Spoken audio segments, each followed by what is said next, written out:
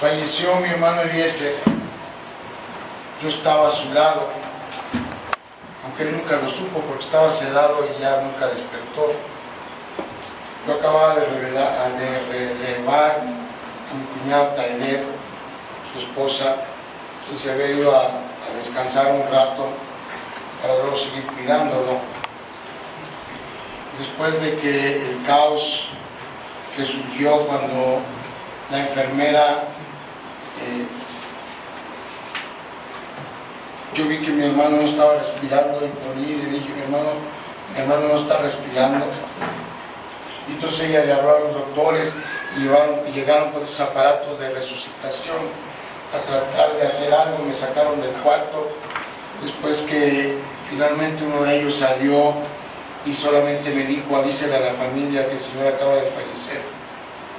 En ese momento yo sentí y me di cuenta del predicamento en el que yo estaba, porque yo no tenía ni idea de cómo le iba a decir a Taider que su esposo acababa de fallecer. Traté de ganar un poco de tiempo, le hablé por teléfono y solamente le dije, Taider, necesito que vengas porque Eliezer se puso mal. Y no pasaron ni 10 minutos y el elevador de ahí del Seguro Social se abrió y salió Taider y venía Sheila, mi sobrina también, hermana, la hija mayor de mi hermano Eliezer, y ella corrió cuando salió del elevador y me vio ahí en el pasillo y lo primero que me preguntó fue, ¿ya se puso bien? Y lo único que yo alcancé a decir es, acaba de fallecer Eliezer.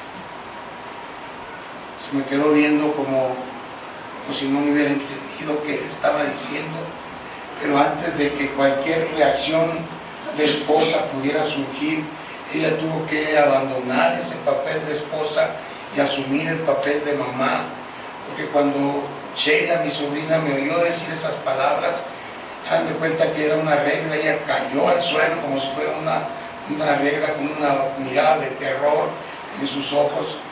Entonces Taider rápido se fue y le dijo algo al oído y la abrazó, y había una pregunta que ellas repetían y repetían y repetían, y la pregunta era ¿por qué? ¿Por qué? ¿Por qué?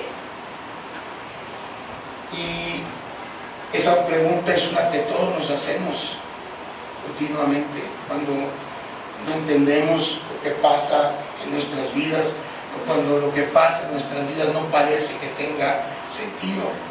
Y nos preguntamos ¿por qué? ¿Por qué esto? ¿Por qué a mí? ¿Por qué ahora? Y en cada siglo, en cada generación, estas preguntas se repiten. Todos nos las hacemos tarde o temprano, todos. Y déjeme decirle que si alguno de ustedes no se las ha hecho, tengo malas noticias para usted, porque más tarde o más temprano se las va a hacer. Es una pregunta que no admite respuestas fáciles, ni siquiera para el más maduro de los creyentes. Aún Job, un ejemplo de fe, un ejemplo de hombre de Dios, se preguntó ¿por qué? Y si Job no pudo tener una respuesta completa a esa pregunta, pues ¿qué podemos esperar nosotros, no? Al leer la Biblia nos damos cuenta que no hay una sola respuesta para la pregunta del por qué. Obtenemos un tipo de respuesta en el Génesis, una respuesta desde un punto de vista distinto en el libro de los Salmos. Eclesiastés la ve desde otra perspectiva, y luego en los Evangelios se nos es presentado Jesucristo, quien cambia la manera en que vemos todas las cosas. Finalmente, en el Apocalipsis, la Biblia nos muestra la victoria final de Jesucristo sobre nuestras angustias y sobre todo mal. Pero cada uno de los libros tiene su perspectiva distinta, cada uno de los libros tiene su manera de responder a esta pregunta del por qué. Y eso no quiere decir que cada libro de la Biblia se contradiga en la respuesta que da. El problema del sufrimiento humano es tan vasto que necesitamos diferentes maneras de considerarlo. Y ahí es donde entra para nosotros el libro de Habacuc, al menos en este tiempo, porque con la ayuda de Dios en 5 sermones vamos a escarbar este pequeño libro que fue escrito justo antes de que el mundo para el pueblo de Judá se hundiera. Y vamos a escarbar en él para tratar de encontrar fortaleza y paciencia cuando la respuesta de Dios no llega o cuando esa respuesta parece no tener sentido. Vamos a hablar antes de seguir. Déjenme darle un poco de contexto primero. Habacuc es uno de los 12 libros del Antiguo Testamento que se conocen como profetas menores. Y este calificativo de profeta menor no se da porque el mensaje de estos libros carezca de importancia. Al contrario, Habacuc, al igual que los otros 12, trata de asuntos que son de una trascendencia vital para nosotros. El calificativo obedece solamente a la extensión del texto. Habacuc, por ejemplo, solo tiene 56 versículos que están repartidos en 3 capítulos, en tanto que uno solo de los capítulos de uno de los profetas mayores, Ezequiel, por ejemplo, Ezequiel en el capítulo 16 tiene 63 versículos.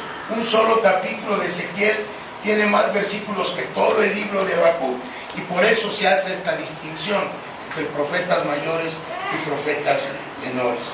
Entonces la diferencia solamente está en la extensión y no la importancia del mensaje que tiene. No hay nada menor en el mensaje del libro del profeta Habacuc, porque trata de un asunto que a todos nos afecta eventualmente. Y lo que hace distinto al libro de Habacuc de cualquier otro libro profético, sea profeta mayor o sea profeta menor, es que registra un diálogo entre un hombre, Habacuc, y Dios. Mientras Isaías, por ejemplo, contiene un mensaje de parte de Dios, Habacuc registra un diálogo entre él y Dios. Así que si tenemos algunas preguntas para Dios, el libro de Habacuc es el apropiado para nosotros. Un comentarista dice que Habacuc era un hombre que tenía un signo de interrogación por cerebro. La fecha en que se escribió el libro es más o menos en el año 605 a.C. Y el contexto histórico del pueblo de Israel en el reino del sur era que acababa de morir el buen rey Josías, y después de su muerte la nación de Judá había vuelto a meterse hasta el cuello en el pozo de la corrupción, en el pozo de la inmoralidad y de la idolatría, en el que había estado tantas veces a lo largo de su historia. Solamente que esta vez parecían estar empecinados en su propia destrucción. Era como si la nación entera no tuviera otro motivo más que morir, y no tuviera ningún deseo por conocer o tener alguna relación con el Dios de sus padres. Ese es el contexto histórico en cuanto al pueblo de Judá, pueblo de Israel. De Habacuc tampoco sabemos mucho. Hay unos cálculos que hacen estudiosos, y que esos cálculos resultan en que cuando escribió el libro Habacuc tenía más o menos 30 años. Era contemporáneo de Ezequiel y de Jeremías. Ese es otro dato que sabemos. Y también otro dato que sabemos era que más o menos Habacuc era 10 o 15 años más grande de edad que Daniel. Cuando Habacuc presenció el terrible declive, la debacle moral en el pueblo de Judá, Habacuc oró a Dios para que hiciera algo. Y seguramente Habacuc pensaba que Dios levantaría a un nuevo rey que, igual que lo había hecho Josías, llevara de nuevo al pueblo de Judá en la dirección correcta. Estaba muy lejos en la mente de Habacuc la respuesta que Dios daría a su oración. Lo que menos pensaba Habacuc es que la respuesta a su oración sería una invasión por parte del reino de Babilonia. Habacuc vivió en un tiempo de confusión, justo como estamos viviendo nosotros hoy. Nuestra sociedad mexicana está tan sumida en la corrupción, la inmoralidad y la idolatría, que, como dice una frase célebre de Billy Graham, si Dios no juzga nuestro pecado, entonces va a tener que defender a Sodoma y a Gomorra. Por eso creo que esta serie de sermones que a partir de hoy vamos a compartir en el nombre de Dios y con su ayuda, será de bendición para nosotros como iglesia. Porque lo que más necesitamos hoy en día, de manera individual, de manera familiar y de manera congregacional, es una fe lo suficientemente fuerte para afrontar nuestros tiempos confusos y problemáticos. Si tenemos que hacer un bosquejo muy simple de Habacuc, diríamos que en el capítulo 1 la fe de Habacuc es puesta a prueba. En el capítulo 2 la fe del profeta Habacuc se pone a razonar. Y en el tercer capítulo de Habacuc la fe triunfa finalmente.